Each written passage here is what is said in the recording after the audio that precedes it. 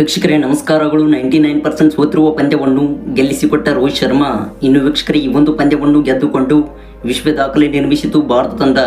ಹೌದು ವೀಕ್ಷಕರೇ, ಕಿವೀಸ್ ವಿರುದ್ಧ ಫೈನಲ್ ಪಂದ್ಯದಲ್ಲಿ ಭಾರತ ತಂಡವು 4 ವಿಕೆಟ್ಸ್ಗಳ ರೋಚಕ ಗೆಲುವು ದಾಖಲಿಸಿ 2025ರ ಚಾಂಪಿಯನ್ಸ್ ಟ್ರೋಫಿಯನ್ನು ಗೆದ್ದು ಬೀಗಿದೆ.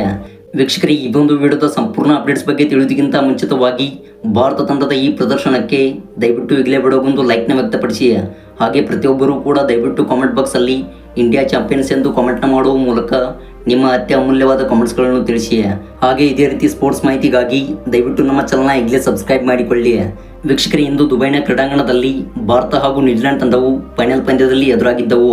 ಇನ್ನು ವೀಕ್ಷಕರೇ, ಈ ಒಂದು ಪಂದ್ಯದಲ್ಲಿ ಟಾಸ್ ಗೆದ್ದಂಥ ನ್ಯೂಜಿಲೆಂಡ್ ತಂಡವು ಮೊದಲು ಬ್ಯಾಟಿಂಗ್ ಆಯ್ದುಕೊಂಡಿತ್ತು. ಹೌದು, 50 ಓವರ್ಸ್ಗಳಿಗೆ 251 ರನ್ಸ್ ಕಲೆ ಹಾಕಿ 7 ವಿಕೆಟ್ ಕಳೆದುಕೊಂಡು ಭಾರತ ತಂಡಕ್ಕೆ 252 ರನ್ಸ್ಗಳ ಟಾರ್ಗೆಟ್ ಕೊಟ್ಟಿತ್ತು.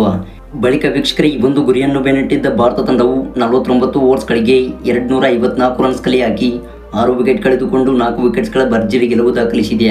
ಹೌದು ವೀಕ್ಷಕರೇ, ಸೋತಿರುವ ಪಂದ್ಯವನ್ನು ಭಾರತ ತಂಡಕ್ಕೆ ನಾಯಕ ರೋಹಿತ್ ಶರ್ಮಾ ಅವರು ಗೆಲ್ಲಿಸಿಕೊಟ್ಟರು.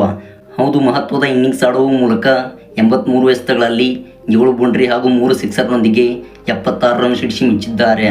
ಇನ್ನು ವೀಕ್ಷಕರೇ, ಶುಭ್ಮನ್ ಗಿಲ್ ಅವರು 31 ರನ್ ಬಾರಿಸಿದರೆ ಶ್ರೇಯಸ್ ಅಯ್ಯರ್ ಅವರು 48 ರನ್ ಬಾರಿಸಿದರು. ಇನ್ನು ಕೊನೆಯಲ್ಲಿ ಬ್ಯಾಟಿಂಗ್ ಮಾಡಿದ ಕೆಎಲ್ ರಾಹುಲ್ ಅವರು 34 ರನ್ ಬಾರಿಸಿದರೆ ಹಾರ್ದಿಕ್ ಪಾಂಡ್ಯ ಅವರು 18 ರನ್ ಗಳಿಸಿದರು.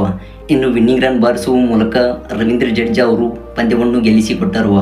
ವೀಕ್ಷಕರೇ, ಇದರೊಂದಿಗೆ 2025ರ ಚಾಂಪಿಯನ್ಸ್ ಟ್ರೋಫಿಯಲ್ಲಿ ಭಾರತ ತಂಡವು 4 ವಿಕೆಟ್ಸ್ಗಳ ಗೆಲುವು ದಾಖಲಿಸಿದೆ.